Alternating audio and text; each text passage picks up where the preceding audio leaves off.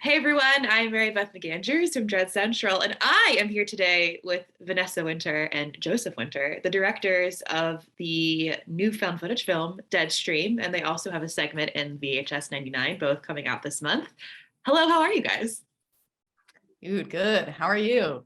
Good. Happy spooky season for you, with a movie and a segment. Congratulations. That's so cool.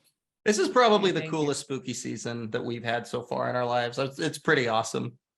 It's weird because we're starting off the month with the release of Deadstream, and then it just continues gearing up for VHS 99, and it just feels like kind of the most.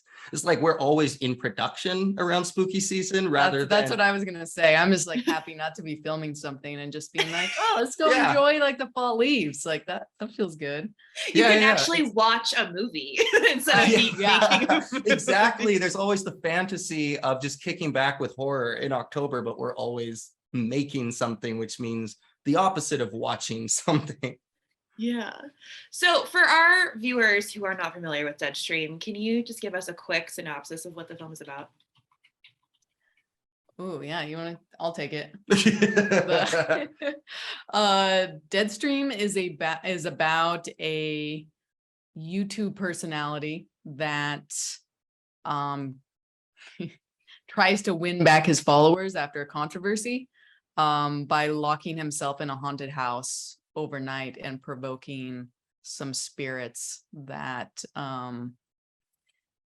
are pretty they've got some anger of their own to unleash on him. And it's live streamed.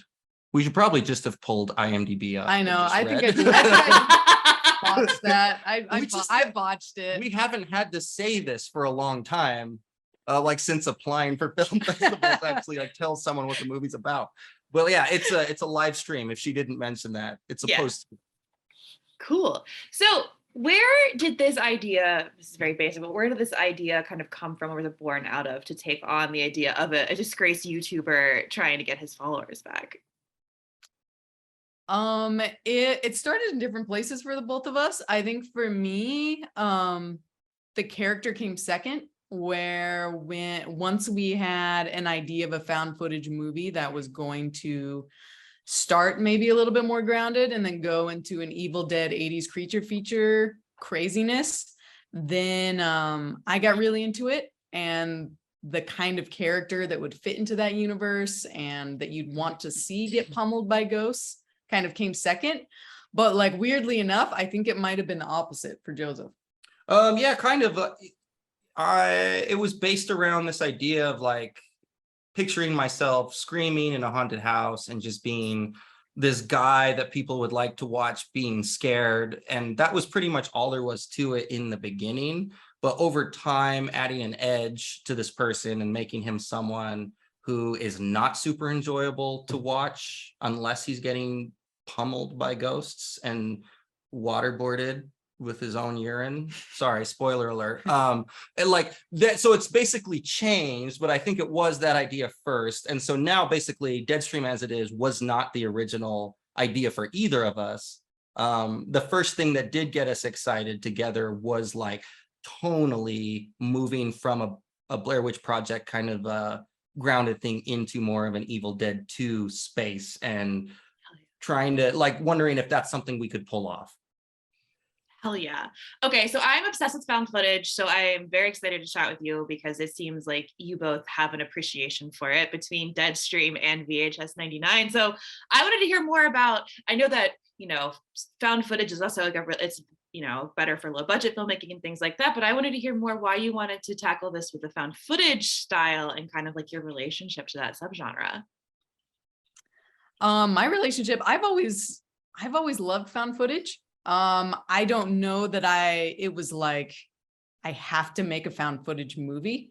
But I also just love every genre of horror equally, almost. Well, monsters maybe a little bit more. But I think the movie that I fell in love with during the writing process was Wreck. Because it has this real-time aspect to it. And there's just so many layers of brilliance to uncover with it. I think just the urgency and the discovery, and it just used the found footage format to, this is my personal like opinion, to tell every aspect of the story. Yeah. And so that was my, I mean, there's a lot of good, I love like Blair Witch.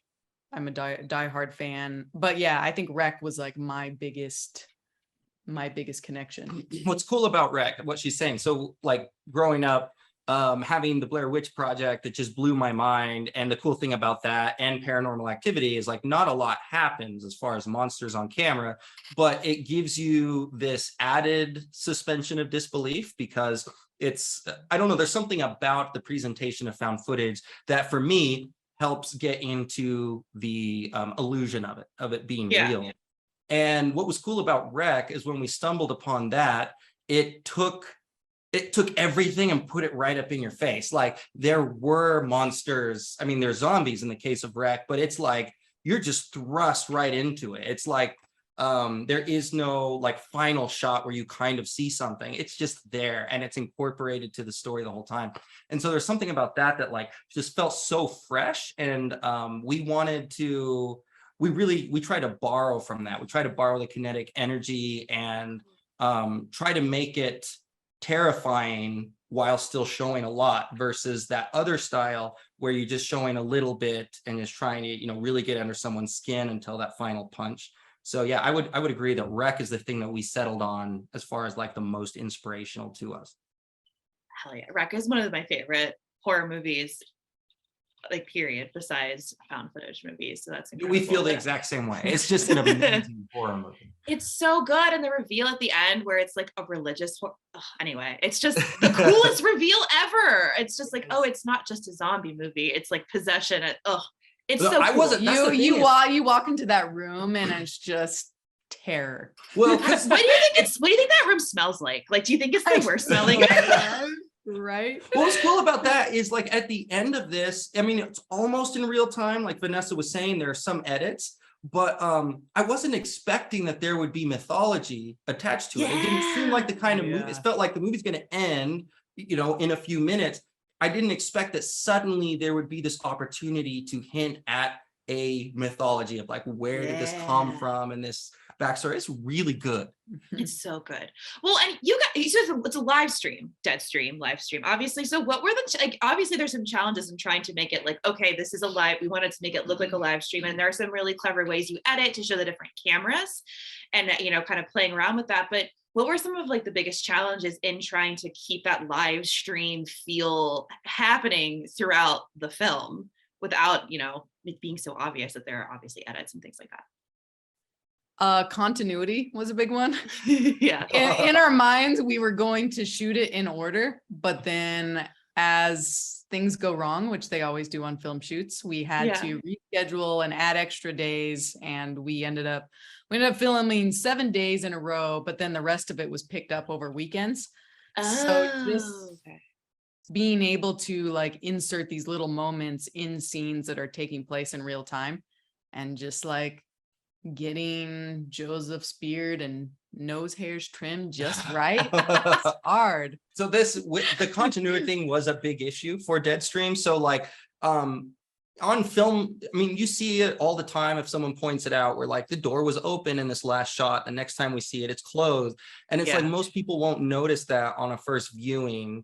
And it's not that big of a deal, and you can roll with it, especially on a low budget indie. With Deadstream, we could not just roll with it. Like we would find out like a month later after shooting a certain thing, our co-producer's brother his job was to watch the footage that we were uploading, like the edits, and he would flag continuity. And it was a big deal. You couldn't just let it go, because it's supposed to be in the same moment. Suddenly the door's open, then it's closed, or I have a backpack and then I don't. It's like stuff like that. So we were forced to do reshoots that we otherwise would have just let go. So the idea of found footage, it's supposed to be easier, but we found that in our case, it wasn't. It would have been easier just to make a traditionally shot film. Maybe not easier, but No, the it same- would the have. same. It would have been easier. That's how We don't, we don't, I we don't feel really- actually know it's our first feature. I so strong. we Well, don't- we've made shorts before, and I feel pretty strongly that it was the hard way doing it this way.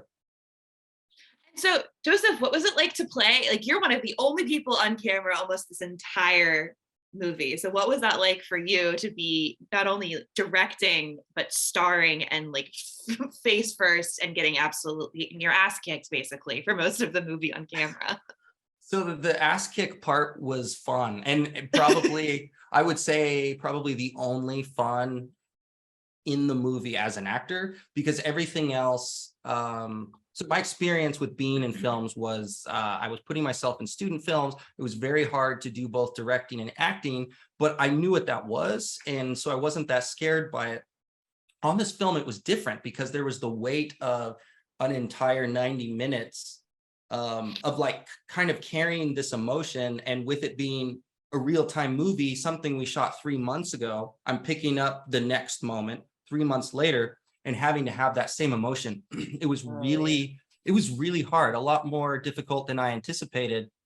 And I found myself having to ask Vanessa early on, with everything that was going wrong, to try to like protect me as an actor whenever possible from the stress of it, which as a director, you're not protected from any stress. But this was the first time that I felt like I need some kind of barrier between me and some of the stuff that's going wrong. Not knowing about it, but just this burden of like, now step in and figure it out, because it was really affecting the performance, and it was affecting like Sean when something was going really bad, and it was kind of, I was carrying that weight. You could tell like Sean was not Sean. Like we had to reshoot some things where there was a lot on my mind, and I wasn't funny, and I just wasn't on character basically. So yeah, it was a lot harder than anticipated, but when actually, surprisingly enough, getting waterboarded, like that kind of stuff, put a smile on my face, and I really enjoyed it. Like prosthetics is totally my jam, it turns out. So Amazing. And then my final question is, what is there one moment in this movie that you're both particularly proud of that you were able to pull off at all? Mine is the bathtub scene, because it was just very technically challenging. The stunt performer, who was amazing, the suit that she was wearing, as soon as it got wet, it gained about 30 pounds. Ooh. So like her being in a bathtub also with a grown man and trying to pull off these stunts and like a fight with like these cameras that, you know, they kind of have to be pointed in one direction. You can't move them around for the best angle for the creature. It was a really long technical shoot, but there was also an excitement that it was working, and the crew and everybody was really into the stuff that we were getting. So that was one of my highlights. for me, it's the thing under the bed sheet. And there's a scene, I think it's the best part of the movie, but it wasn't supposed to be the best part of the movie. And all it was is a quilt rolled up with duct tape around it to form kind of a head. And then that was duct taped to a rope. And that was the gag, is like at that certain moment, the sound guy, he stepped in to pull the ropes and yanked it. And it was a one take thing, and it just worked. And we didn't expect it to work so well. But it's like, if not the biggest, it's one of the biggest jump scare moments and theatrical. Like you can hear the audience scream and like kind of jump. And anyway, that's the most satisfying part for me to watch. That's amazing. Well, thank you both so much for taking the time to chat with me today about Deadstream. I'm very excited for everyone to see it, and looking forward to VHS 99 as well at the end of the month. Thank you. Thank you. Yeah, it was really nice talking with you. Yeah, thanks for having us.